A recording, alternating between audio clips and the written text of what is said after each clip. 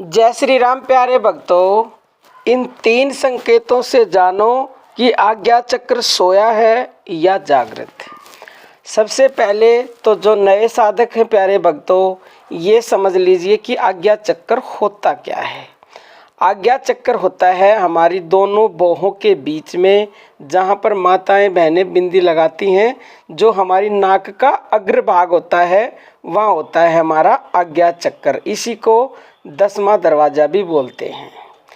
अब कई लोगों का आज्ञा चक्र जागृत हो जाता है, तो उन्हें पता कैसे चले, कौन से संकेत मिलते हैं जब आज्ञा चक्र जागृत होता है, या कैसे जाने कि अभी सोया हुआ है। तो सबसे पहले तो आपको ये संकेत मिलेगा कि अगर आप भगवान से जुड़े हुए हैं, यानी भगवान की भक्ति करते हैं, नाम जप भजन ध्यान करते हैं, तो जब आपको पल पल में भगवान के नाम की याद आए, यानी कि आप कुछ भी कार्य करने लगे और आपको नाम की याद आ जाती है, आप उस नाम के बिना एक पल भी नहीं रह सकते। अब ये निर्भर करता है कि आपको कितनी देर में भगवान की याद आती है, उसी हिसाब से कि आपका आज्ञा चक्र कितना सोया हुआ है, कितना जागृत है।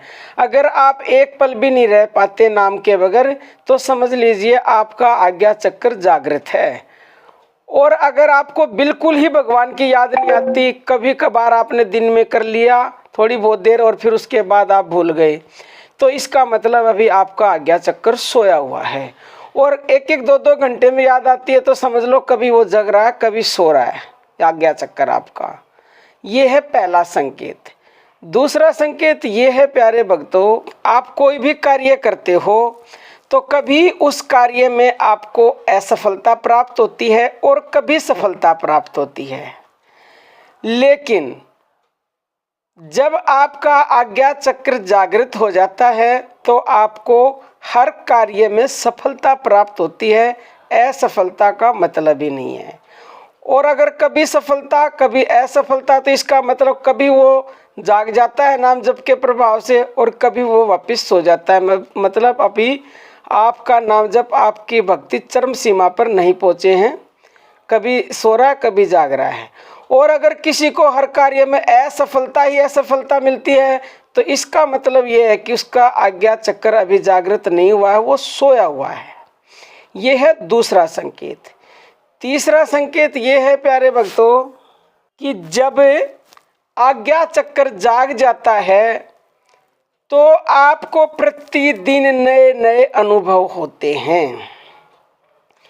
उस अनुभव में फिर कुछ भी आपको हो सकता है। भगवान के दर्शन हो सकते हैं, महापुरुष के दर्शन हो सकते हैं, आपकी बॉडी में आपको कुछ महसूस हो सकता है, अनंत नाद सुनाई दे सकता है, आपके सिर में कुछ घूमने जैसा हो सकता है, या फिर और कुछ भी अनुभव हो सकता है।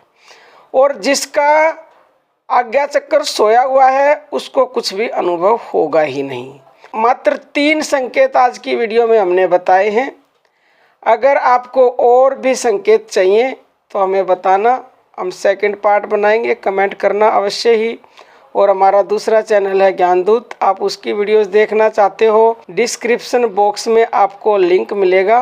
अब हम अपनी वाणी को विराम देते हैं। जय श्री राम प्यारे भक्तों।